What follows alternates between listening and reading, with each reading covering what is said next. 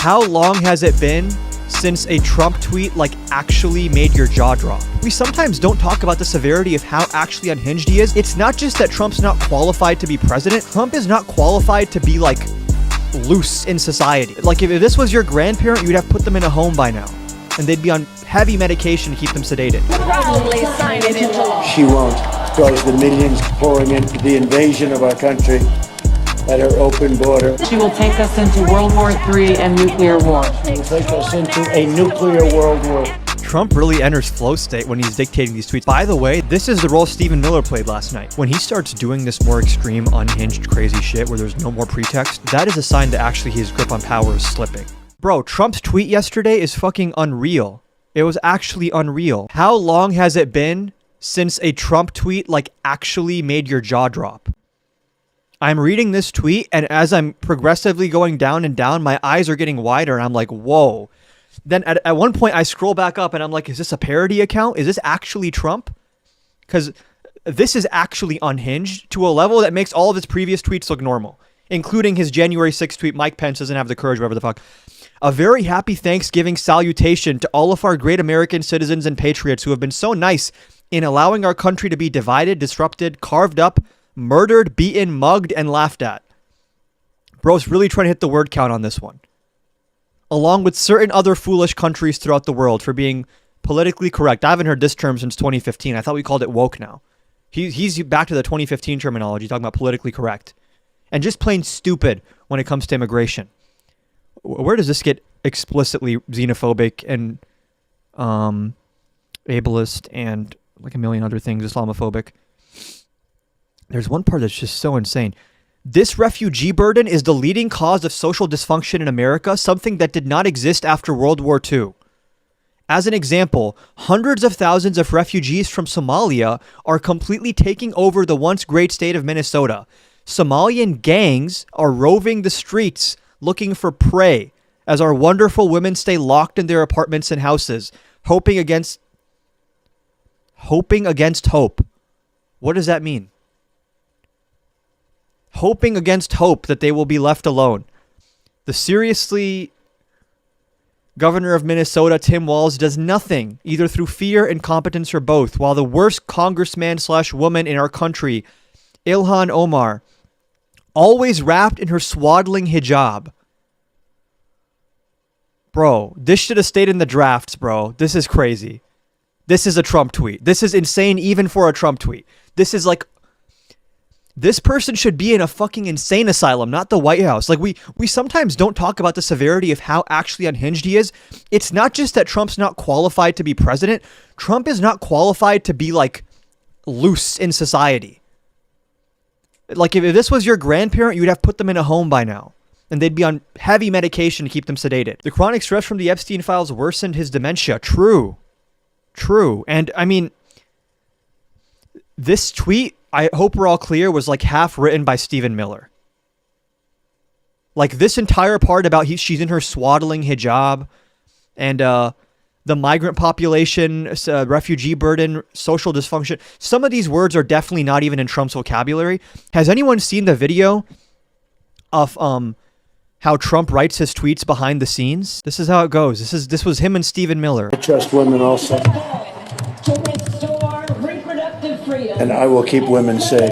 Of the United States, I will proudly sign it into law. She won't, because the millions pouring into the invasion of our country at her open border are destroying the lives of women and the families of African Americans and Hispanics. Close the border.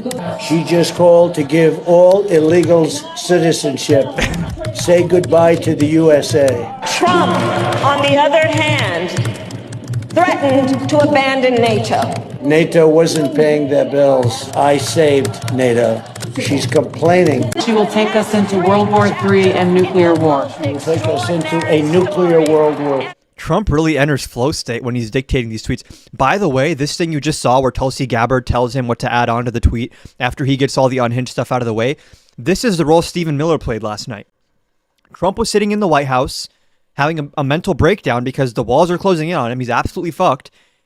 And he just starts going crazy on Twitter. And then Stephen Miller walks in. He's like, yeah, also add that Ilhan Omar and her swaddling hijab and the Somalian gangs are roaming around trying to eat your children. Now we're getting to a point where he's like, I'm dropping the pretext because a lot of my own party now is abandoning me. Like, if you just think of the psychology of Trump right now, I'm sure he feels very cornered, right?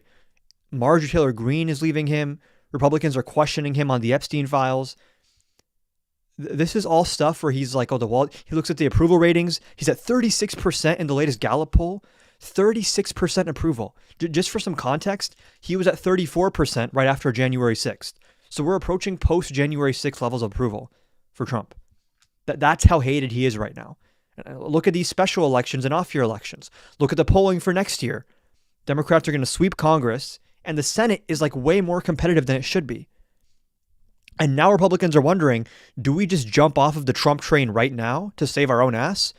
Or is that like risky and he's going to go after us? Because people forget this, and it's so annoying that they forget this.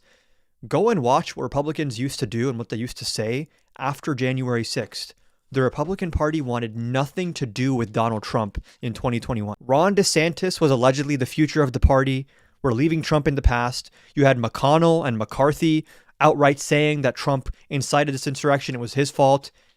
He's the one who made it happen. He bears responsibility. You had Ben Shapiro saying that January 6th is, let's just watch this. You know what? I'll never pass up an opportunity to shit on Ben Shapiro. Just look.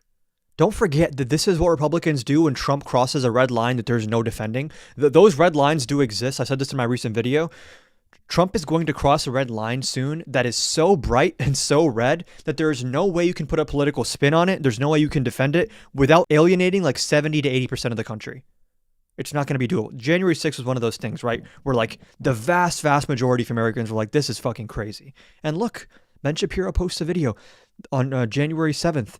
The worst day in modern American political history. Rioters stormed the Capitol building to try to stop the Electoral College vote count for Joe Biden. And hold on, let's find where he says that the truly crazy thing that you would never say now. That's as bad an event as I've ever seen in American public life. Frankly, I think that in many ways, it's the worst thing to happen to the United States of America since 9/11. Get ready, by the way, for a part two of a lot of this when Trump crosses that line. These people, they are loyalists, they are sycophants, they are insane people, but they will always value their own self-interest and self-preservation over loyalty to Trump. And when Trump finally does that crazy thing, whatever it is, right, he crosses that final red line. Let's say, for example, that Trump had Gavin Newsom arrested or Mark Kelly put on death row or a judge detained for giving him an unfavorable ruling on asylum cases, or he suspends habeas corpus and starts arresting protesters who are peaceful protesters and saying, oh, they have ties to terrorist organizations, they have ties to Antifa or whatever, and therefore we have to lock them up. Once he does something like that, then you're going to start seeing a lot of Republicans saying, oh, this is too far, we don't like this. Don't fall for it. These people have to rot in jail for a very long time to even come close to paying for what they've done to this country. Trump's approval rating drops to 36%, new second-term low. These numbers matter, by the way, right? Because when Trump comes in, he's close to 50% approval. People forget this. He's close to 50% approval. Some polls had him over 50% approval when he comes in. So he started from a pretty high baseline, actually. And he's ended up at 36. Dude, from October to November, you see a 5-point drop. And Gallup is good. Like, Gallup is a very solid pollster. And you even have Republican pollsters now that are showing like low 40s. It's over for him. The walls are closing in. And when Trump starts talking in a more extreme way and posting stuff on his Twitter about calling Tim Walz the R word and saying we need to like the Ilhan Omar and her swaddling hijab, whatever that's supposed to mean, and that Somalian gangs are roaming the streets and we have to start revoking people's green cards. When he starts doing this more extreme, unhinged, crazy shit where there's no more pretext and it's clearly the ramblings of a deranged person who is being orchestrated by Stephen Miller, that is a sign that actually his grip on power is slipping. The more desperate he becomes, the more insane shit he does, right? So this is not how an authoritarian acts when they feel like they're winning. This is what an authoritarian does when they're panicking and they feel like the public's turning against them and their own party apparatus is turning against them. His all-time low was 34% in 2021 at the end of his first term after the January 6th attack on the Capitol. So he's pretty much right there where he was after January 6th in terms of approval. The difference there is that he now is still on the first quarter of his term. Not even the first quarter of his term isn't over yet. And all these positions in the cabinet that last time were like, hey man, we're not going to help you do a coup. Those people now are Kash Patel and Pam Bondi and Tulsi Gabbard and Pete Hegseth. That's the difference now. My assumption was by the end of 4 years, you're going to have a politicized DOJ and you're going to have like a destroyed civil service and you're going to have basically like a rogue executive branch. We're already there 10 months in. So now what's actually, I think, a risk of happening is you see something much more egregious. You see like a peaceful protester getting shot and killed. You see a judge being indicted literally just because they like struck down one of Trump's actions. Or you see peaceful protesters or politicians facing criminal charges for being tied to Act Blue or the DNC, right? They're going to create some sort of paper trail proving like, oh, this is Antifa money, they're terrorists. I'm calling it, okay? By February, by March, it's going to happen. Something very big and like very historic is going to happen that's people are going to be like, what the, either the Epstein stuff is going to drop and it's going to be really, really bad, or he's going to cross one of these lines where there's like no defending it, right?